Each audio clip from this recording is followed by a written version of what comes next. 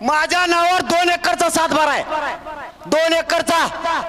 पण मी गावातली कुणाच तरी 5 एकर खातो, याचा अर्थ मला खायची सवय लागली. मी कोणाचं तरी लेकरू गावातला उपाशी मारतोय. 14% आरक्षण अधिकाऱ्यांना दिलेलं असतानाही यष्ट्राचे खायची सवय लागली म्हणून छगन भुजबळ ठिकाण सोडीना. पण ह्या तुमच्या गोदापट्ट्याच्या ताकदीवर छगन भुजबळ तुला आरक्षण आणून दाखवून तरच मराठ्याच्या अवलाद सांगणार नाही.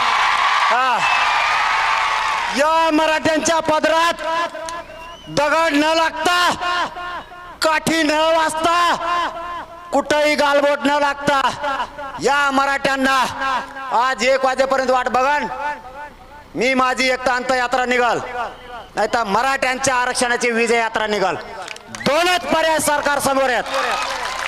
काही झालं तरी हरकत नाही.